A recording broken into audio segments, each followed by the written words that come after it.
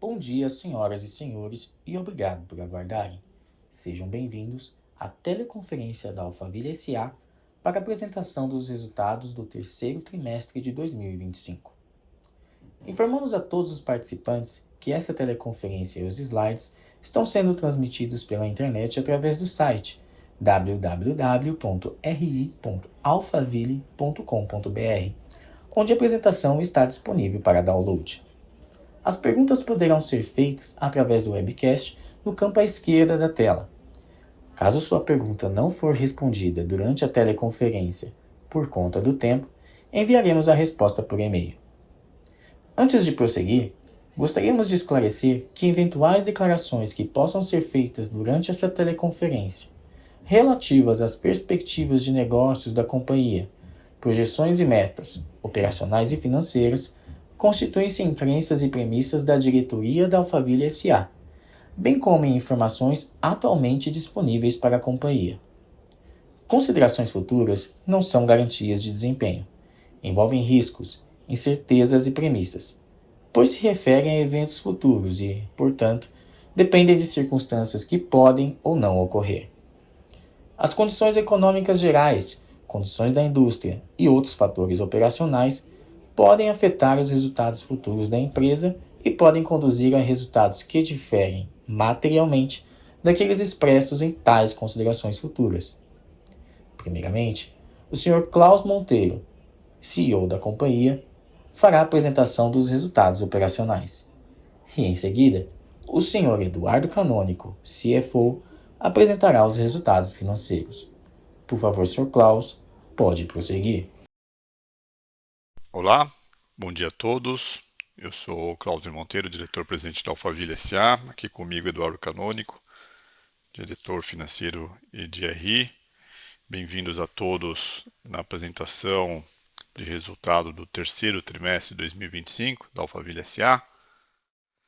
Entrando aqui na apresentação, indo direto para a página 3, os destaques operacionais, destaco aqui vendas totais de 320 milhões de reais, com uma VSO de 30%. Mais à frente eu dou um pouco mais de detalhes sobre as vendas.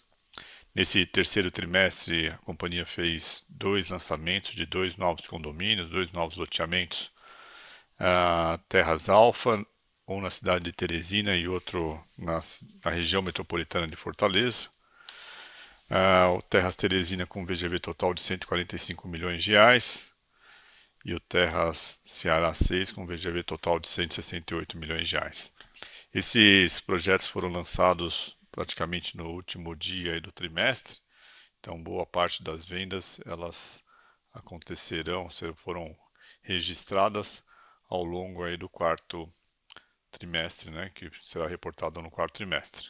Destaque também para a entrega do Terras Alfa Uberaba com 466 lotes, que foi totalmente concluído e entregue aos compradores.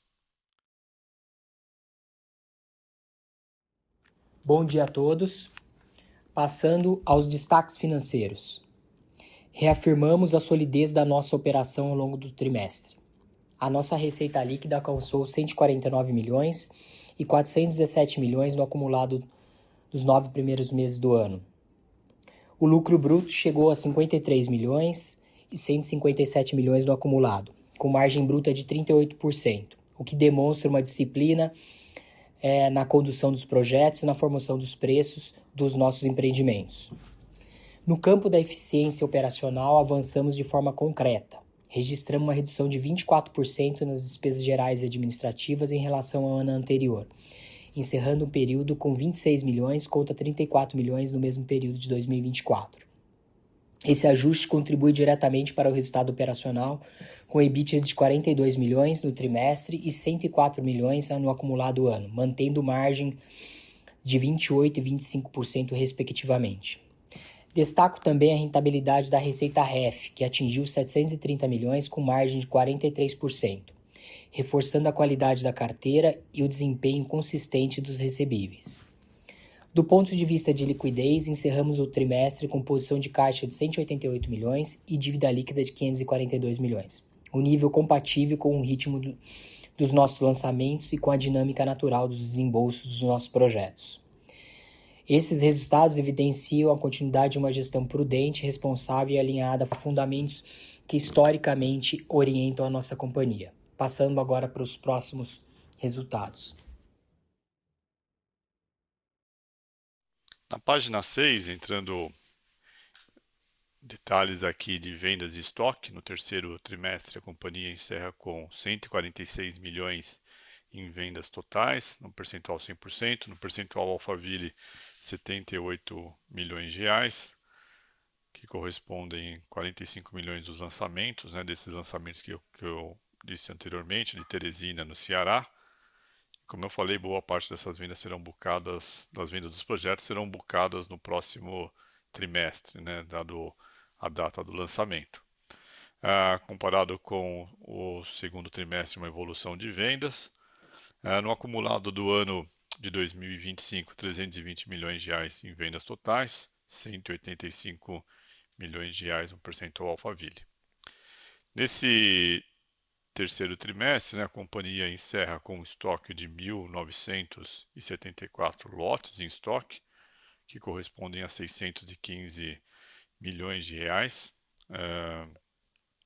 de VGV em estoque, né? Então, uma distribuição aqui entre as safras, mas como dá para perceber, é um estoque bastante recente da companhia.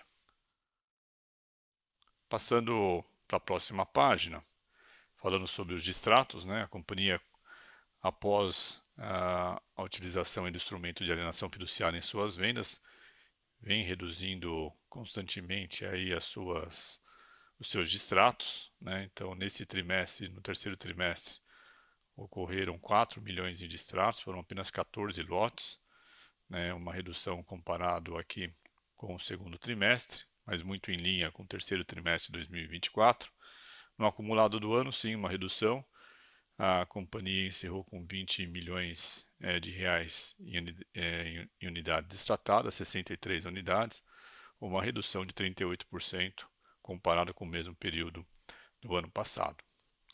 Isso refletido em vendas líquidas, né, no acumulado de 2025, 166 milhões de reais no percentual Alphaville de vendas líquidas, né, são as vendas brutas descontadas dos distratos.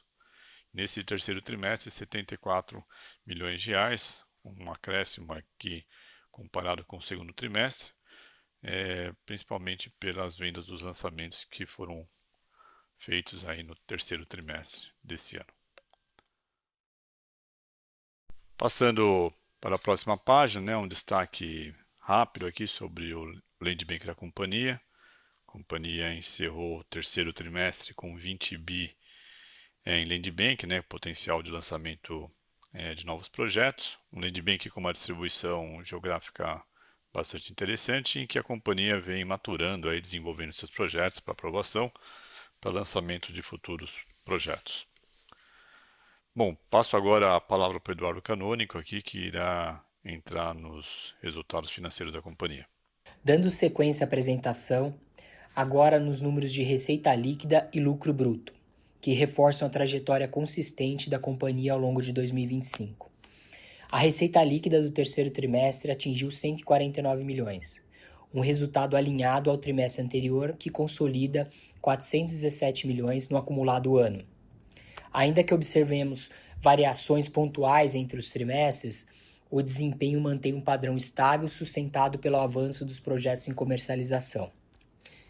No comparativo anual, vemos a receita projetada de 2025 praticamente em linha ao observado de 2024, o que sinaliza a continuidade estrutural da demanda. Já o lucro bruto alcançou 53 milhões no trimestre, conta 55 milhões no segundo trimestre, mantendo uma operação em patamar sólido mesmo diante de oscilações naturais do mercado.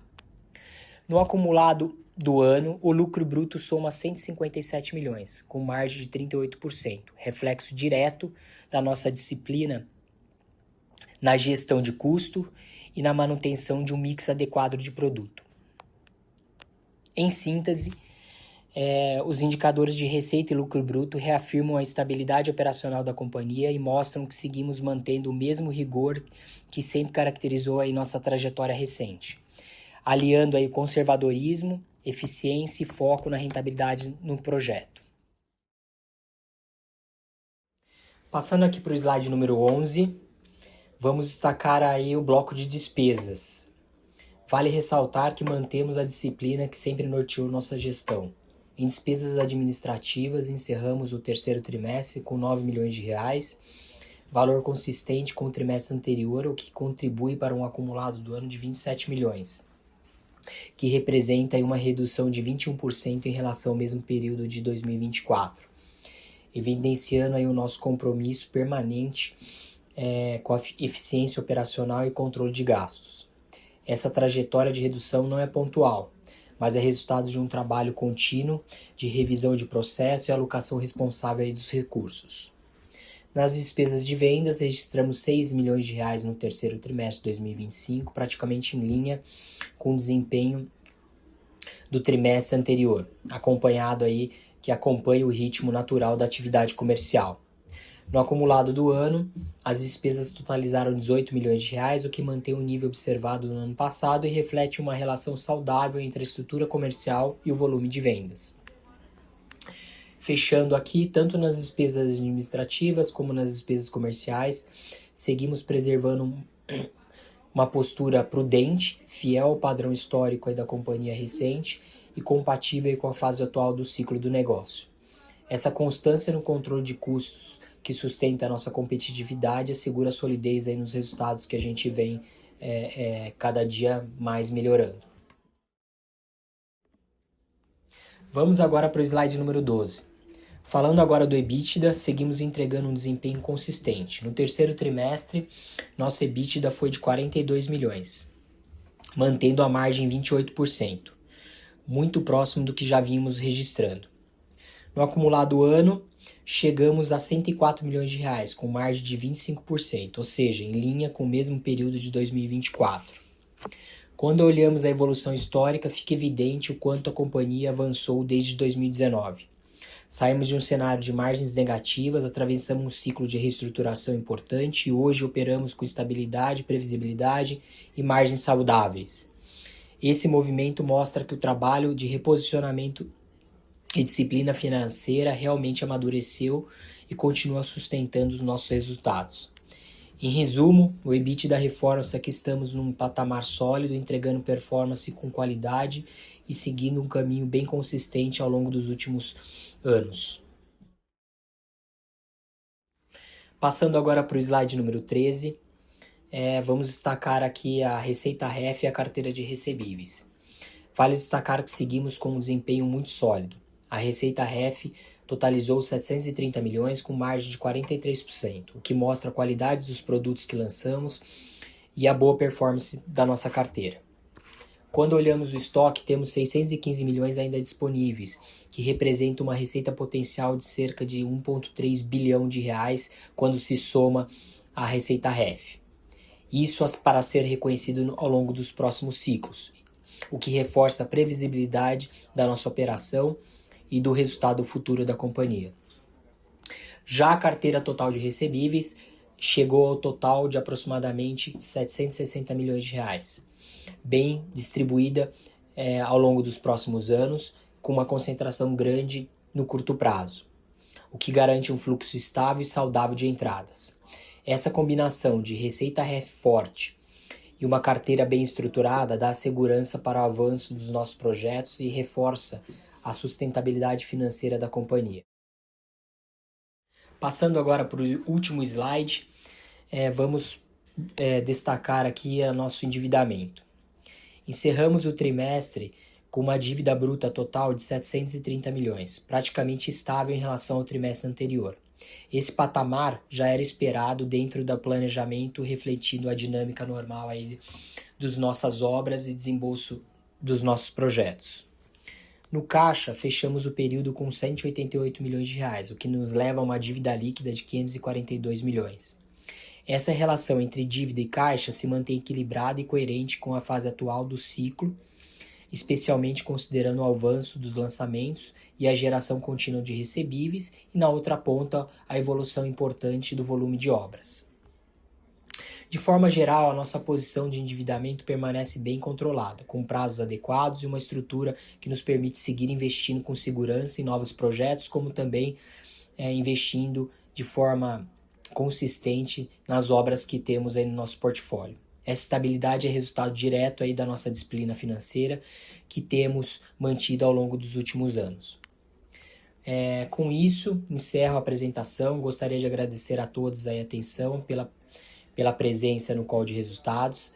Vale destacar que seguimos firmes aí com a disciplina, com foco no essencial e respeito aí a toda a nossa trajetória, sempre buscando entregar resultados consistentes, sustentáveis e alinhados aí com o valor da companhia, que construíram a companhia ao longo das últimas décadas. Muito obrigado e vamos seguir aqui para a sessão de perguntas e respostas. Bom, obrigado, Eduardo. Entrando aqui na sessão de perguntas e respostas, até o momento a gente recebeu uma única pergunta aqui do Anderson Carvalho, né? Ele questiona aqui que observa-se que a empresa vem fazendo o dever de casa no que tange despesas, contudo, os juros elevados têm impactado o resultado da empresa, né? Então ele pergunta como, nesse sentido, como a gente vê a questão dos juros e se tem uma previsão de renegociação de dívida ou aumento de capital.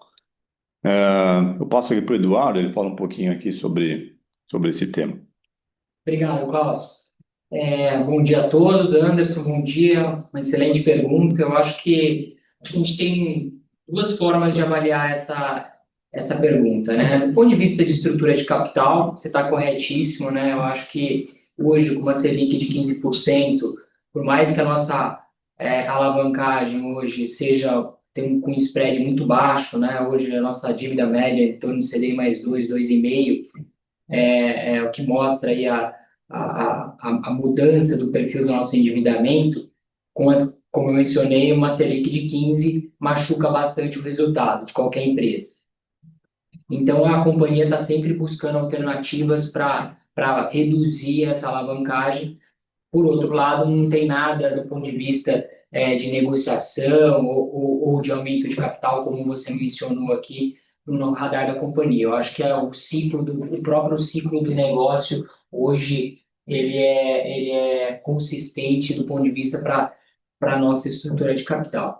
Por outro lado, eu acho que um tema que é bem relevante é em relação ao fluxo de caixa.